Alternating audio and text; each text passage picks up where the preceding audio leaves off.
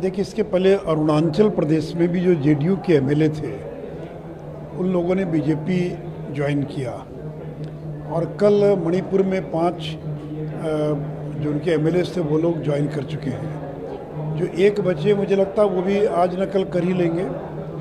तो अब अरुणाचल जदयू मुक्त हो गया और मणिपुर भी जदयू मुक्त हो गया है।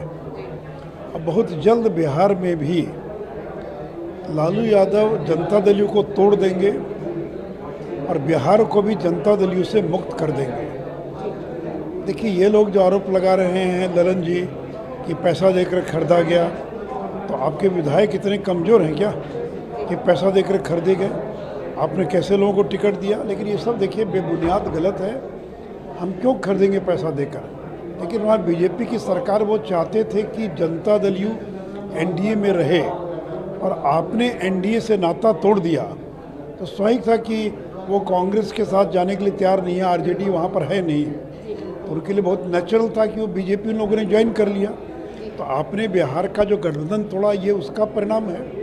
और आपका जो सपना था नेशनल पार्टी बनने का, तो 3 राज्यों में आप स्टेट पार्टी थे, अब केवल बिहार में रह गए। 2 राज्यों में स्टेट पार्टी का सपना खत्म हो गया, तब तो जनता दल नेशनल पार्टी बन ही नहीं सकती है।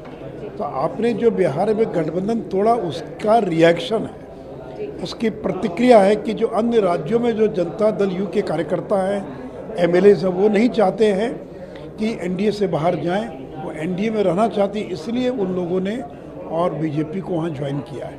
सर, उपेंद्र कुशवाहा के ने हमेशा यही काम किया है, तोड़ने वाला, और अभी भी उन्होंने यही किया है। और हमें पता है कि इससे ज़्यादा उनके अटैक्स बढ़ने वाले हैं बीजेपी वालों के, लेकिन हम लोग तैयार हैं सब कुछ फेस करने के लिए। मैंने कहा कि भाई बिहार के बारे में वो कहते थे कि बीजेपी तोड़ना चाह रही है, तो एक भी तो कोई प्रमाण देना कि बिहार में जनता दल को कौन तोड़ रहा था, किसने तोड़ने का प्रयास किया, कौन गया था किसके पास।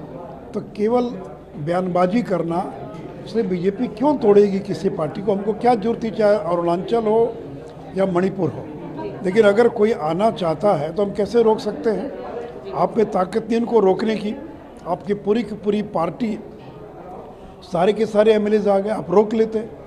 तो ये सब कि पैसा देकर खरीद लिया गया, तो क्या आपके एमएलए बिकाऊ हैं? क्या आपके एमएलए जो हैं इतने लालची हैं? और हम क्यों खरीदेंगे?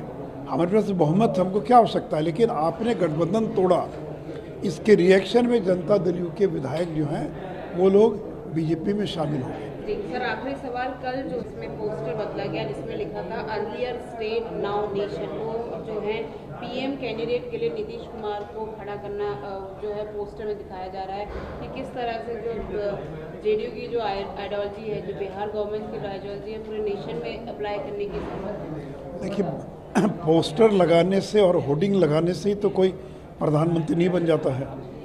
वो तो 50,000 रुपया, 1 लाख रुपया खर्चा कीजिए, होर्डिंग लग जाएगा।